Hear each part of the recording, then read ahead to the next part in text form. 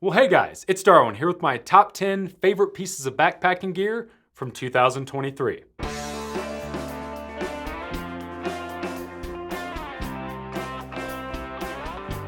So, I have not done one of these Gear of the Year videos since probably going back to 2020, mainly because for the past 2 years, I haven't really tried a lot of new backpacking gear. Between 2020 and 2021, all of the thru hikes that I was doing, I basically used the same stuff that I've used for thousands of miles. But in 2023, I did a ton of new various adventures, hiking, bikepacking, backpacking, both domestically and internationally. So I tried a lot of new stuff. Some of this stuff is new gear that I've added to my kit. Some of it is things that I have developed myself over the past year, and some is even gear that I got rid of a long time ago and brought back for 2020. So let's go over my top 10 favorite pieces of gear from this year. Number 10 is a piece of gear that I've been using for just about a year, and that is the Ombr Legeros sunglasses. So back on the CDT in 2021, I lost my favorite sunglasses. They got sucked off my face into a lake.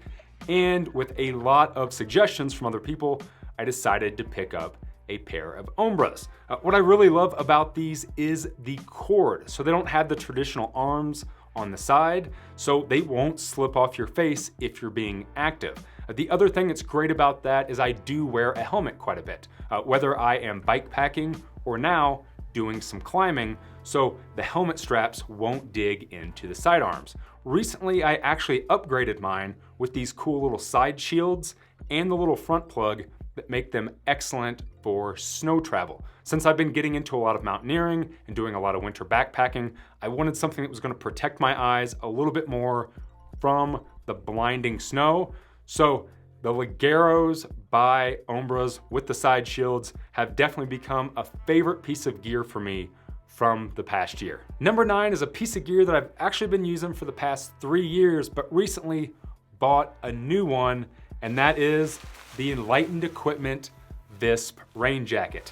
Now, I've used a ton of different rain jackets over the past 8 years, and about 3 years ago, I found kind of my favorite, which was the Visp. I put a ton of miles on it, and eventually it wore down and it stopped working as great. And Enlightened Equipment actually has not been making this for quite some time. Well, recently Enlightened Equipment brought back the Visp rain jacket. I got a new one, and I gotta say, this is still my favorite rain jacket I've ever used. It's super light, it repels water great, it packs down small. This has become my favorite jacket for rain protection over the years, and it still continues to be my favorite rain jacket today. So because it finally came back and I was able to get a new one to replace my old janky one, the Enlightened Equipment Visp makes my list of favorite gear for 2023. Number 8 is kind of a 2-for-1, and that is my Mochen wall charger and my Shezzy charging cable. Now, I've used a ton of different charging cables and blocks over the years out of all the thru hikes that I've done, out of all the domestic and international traveling that I've done, but these have been my absolute favorite, mainly because this block is tiny, it's super small, it's compact,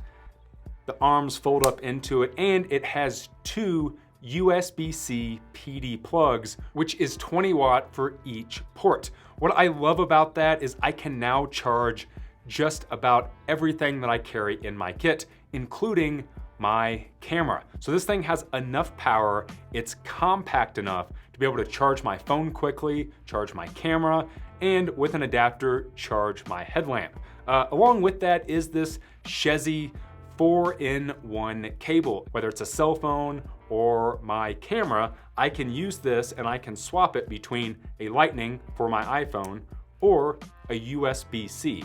I love that it's got that flat braided cable so it doesn't get all twisted and weird on me.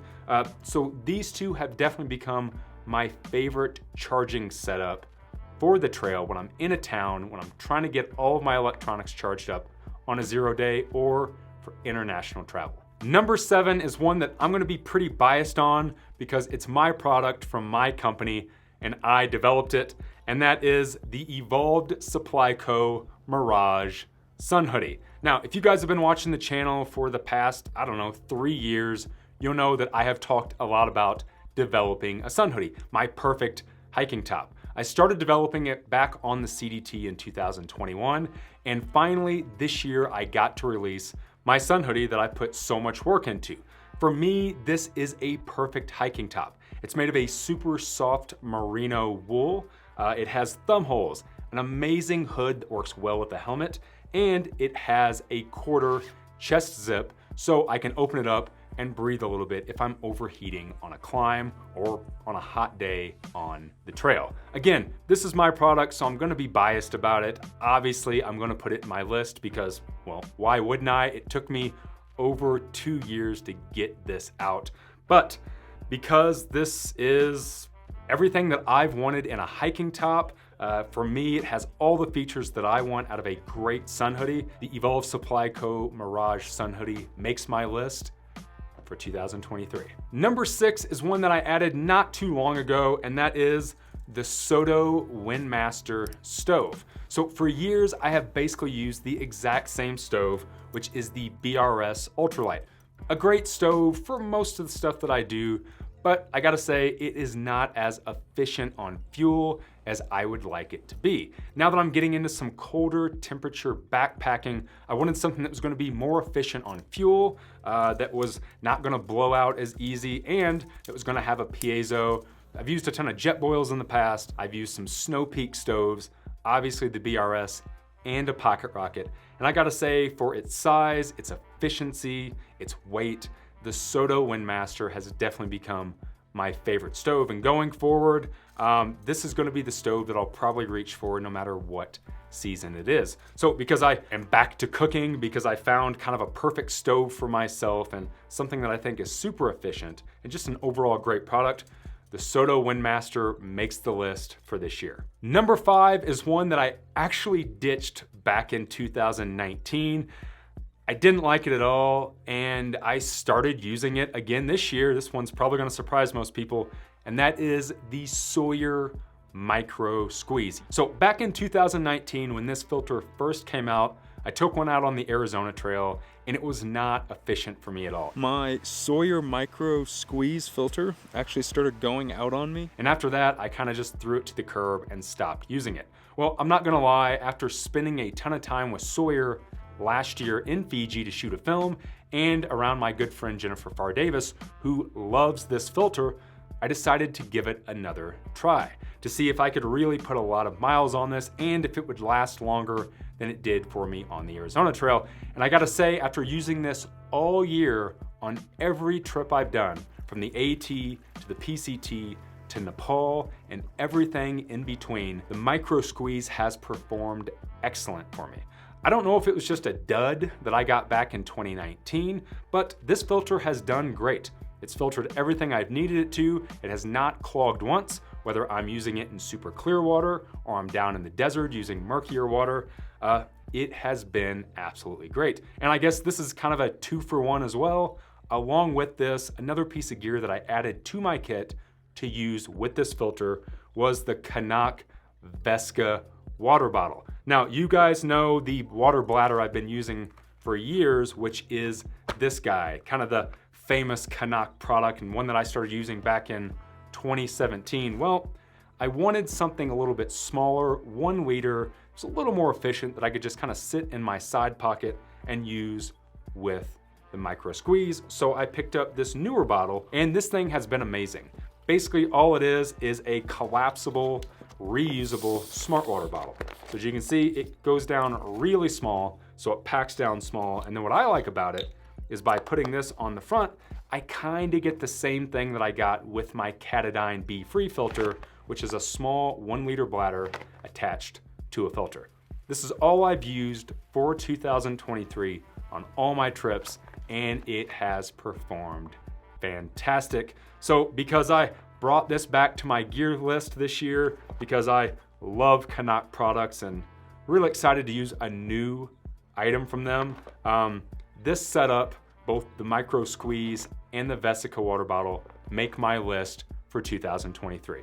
Number 4 is another oldie but a goodie and kind of updated, and that is the Gossamer Gear 1/8 inch pad, the thin light pad. But this one is the folded version. So for years, I have been using the regular 1/8 inch thin light pad, and I love this thing.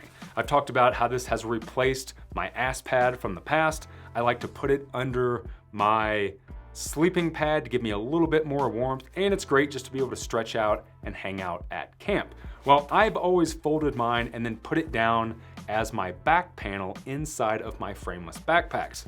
Well, I think about a year ago, maybe 2 years ago, Gossamer Gear came out with another version of the pad that is actually folded. So it has these little fold pleats in them to where this has now become a perfect back panel for my pack. So where this thing was always great for everything that I used it for, you know, being able to fold it up wasn't as efficient.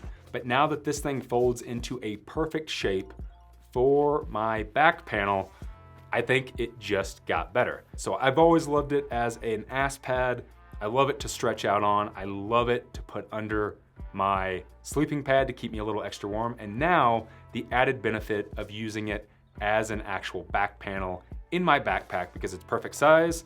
The Gossamer Gear Thin Light 1/8 inch folded pad has definitely made my list for this year. Number 3 is less of a piece of gear and more of a style of gear, and that is an active alpha fleece. So for years, for mid layers on the trail when I'm hiking and it's a little chilly but I don't want a jacket, I've always used some sort of natural fiber hoodie or mid-layer sweater. Well, this last year I decided to finally try out the thing that everybody else seems to love, which is the Alpha Active material. Alpha Direct, as it's called, Alpha 60 or Alpha 90.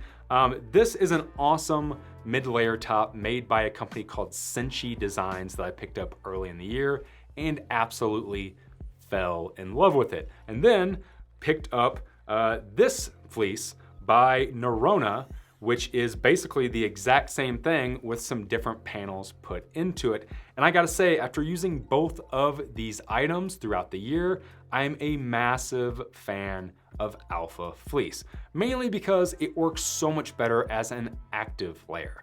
The big problem for me has always been with mid layers is they're great if you're sitting in camp, but if you're truly being active, they tend not to breathe as well. Well, this Alpha Fleece, if you're actually being active, if you're hiking down the trail, if you're climbing a mountain, this stuff is phenomenal. It takes that chill out of the air, so it still keeps you warm, but it doesn't make you feel clammy and overheat. So because I have absolutely fallen in love with Alpha insulation, whether it is the SyncID or the Nerona fleece, Alpha Direct Active Fleece has made my list for 2023. Number 2 is an item that I just did a full review on, and that is the Topo Pursuit hiking shoe.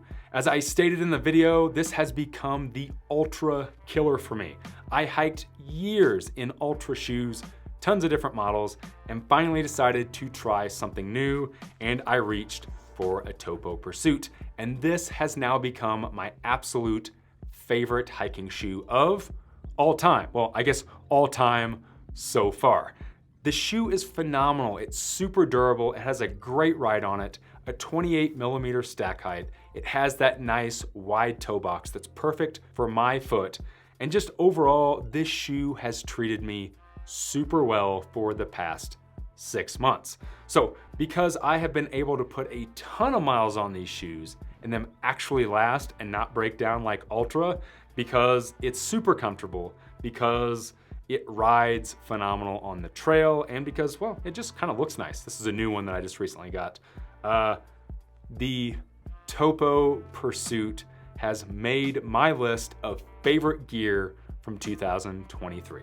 All right, my number 1 favorite piece of gear of the year is typically a larger item, and I could say that it is my favorite tent that I've ever used, which is the Z-Pax Ultiplex, a tent that I reviewed this year after putting over 4,000 miles on it, and where this has become my favorite trekking pole tent.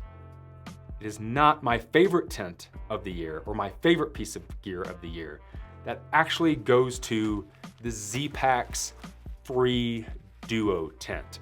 Now currently I'm trying about 4 different freestanding tents, and this is the one that I've probably taken out and put the most miles on. For being someone that has not really used any freestanding tent for the past 7 years, this thing has surprised the hell out of me as far as how easy it is to set up, the room that it has in it, and just overall its weight. So the Z-Packs Free Duo, along with the set of poles, carbon poles, weighs in at 30 ounces for everything, which is absolutely amazing to me for a freestanding tent.